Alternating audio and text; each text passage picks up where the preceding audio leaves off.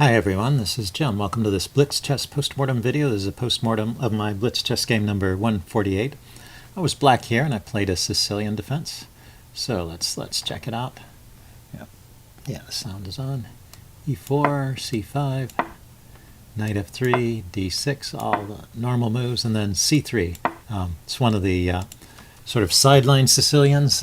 Main moves here are D4, the open Sicilian, or bishop B5, which is I can't think of the name of it right now, but it's related to the Rossalimo variation. We get into something with a similar idea. So knight F6, and I wanted to show you the tricky main line here, which is bishop E2.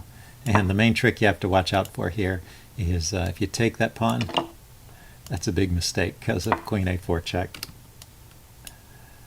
So white can just leave that pawn hanging, and often does. So bishop E2 is the main move there.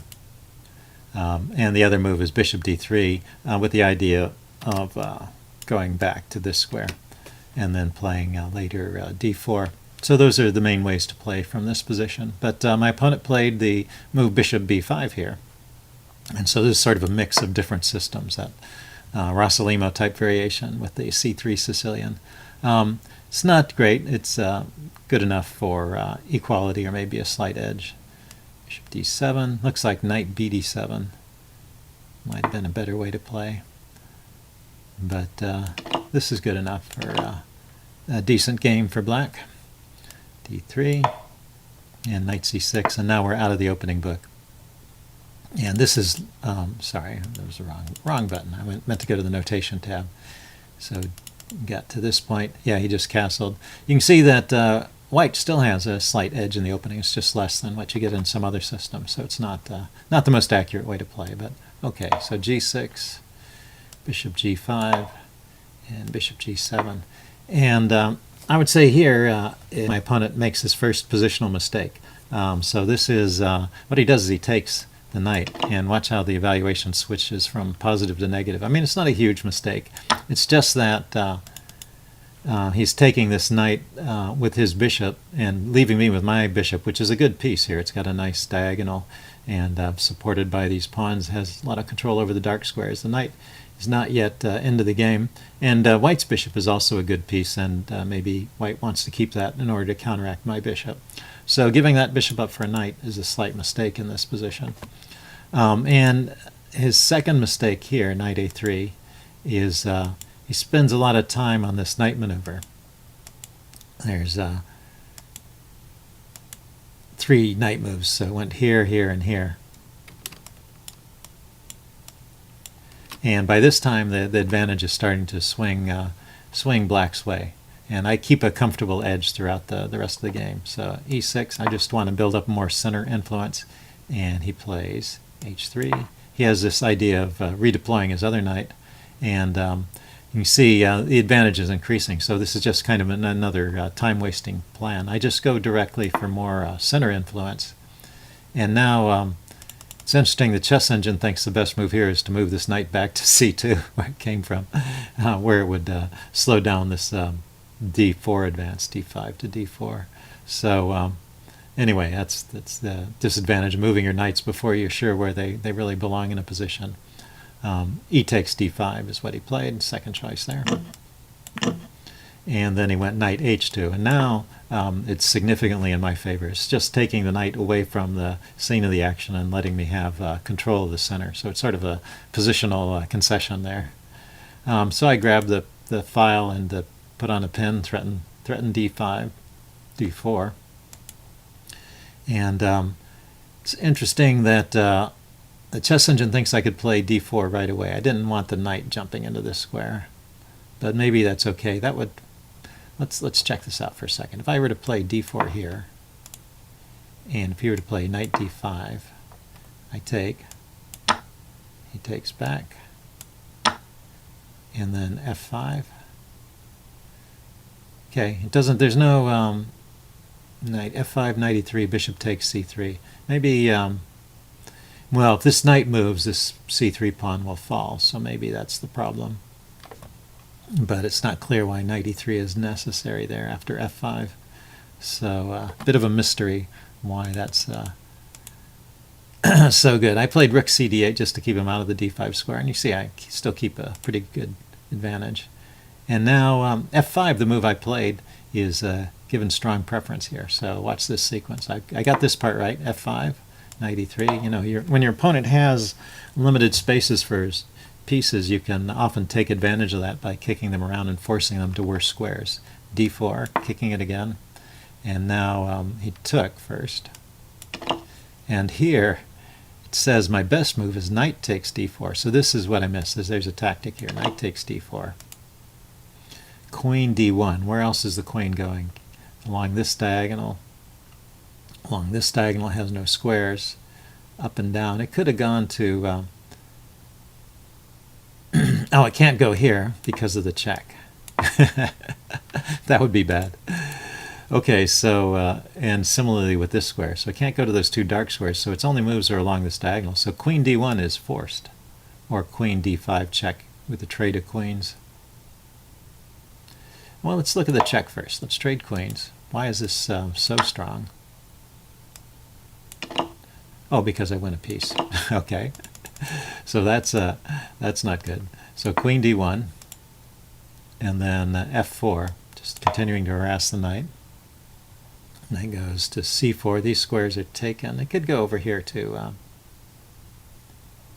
could go over to g4 as well, and then h5 to kick it again. So let's say it goes to c4, and Chess Engine thinks that's best. b5 to kick it again, and say knight back to d2 like in the game, and now knight e2 check,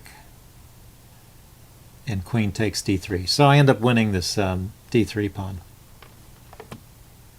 So kind of a long sequence. It's just not clear to me in this position why taking with a piece, even bishop takes d4 or queen takes d4 is stronger than pawn takes.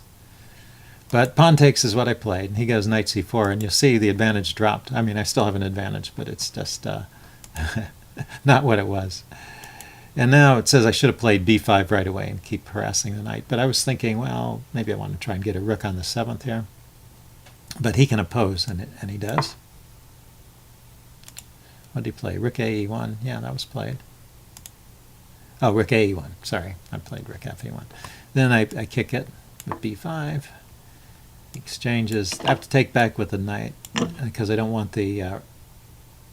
I guess I could have taken back with the queen. Queen takes e7. Queen takes c6. Oh, no, the queen's needed to defend the knight. I have to take back with the knight. Okay. And now knight a5, which he played. Knight a5. Having trouble with this mouse here. Okay, rook c8. I play rook c8. And you see my advantage has diminished to back where it was, and it's basically an even game at this point. So he needs to make another mistake, since I didn't win it in my first opportunity. So a3, c2, getting a rook on the 7th is always a good idea. b4 is his next mistake. So that allows rook c3, kind of a double attack. It puts more pressure on e3 here, and this pawn, I don't think this pawn is easy to defend. Let's put it on, see if the engine... rook a1 could be played, but then his pieces are all tied up. So he had this idea of maneuvering his knight to this square, so I grab the pawn, gets his knight to this square, and then I go queen d5. And he should not trade queens here. This is just a losing endgame for white. So queen f4 could be played. I don't have that knight threat anymore. Rook e1 could be played. That's interesting. Rook e1, oh, because of queen f3, and he's got threats on.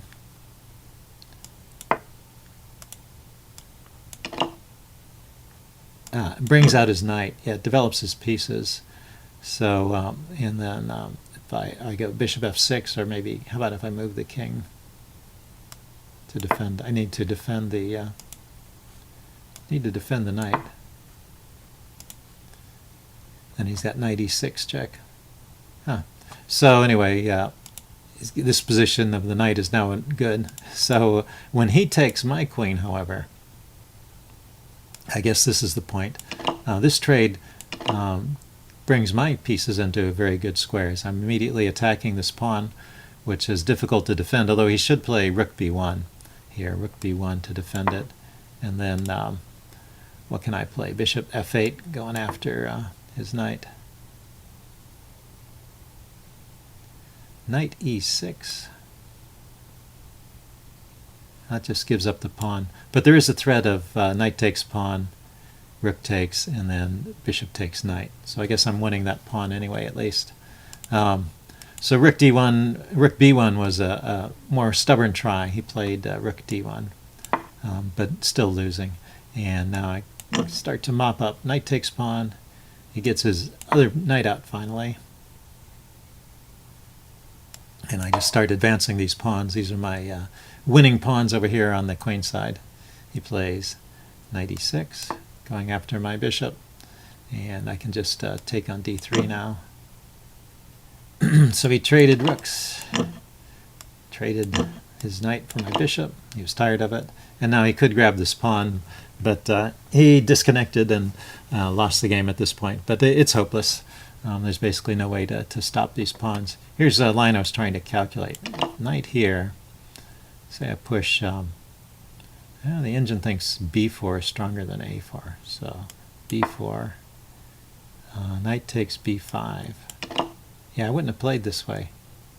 And f4. Let's back up. How about if I play the other way? Okay, that's good too. Yeah, b4 is much more logical than a4.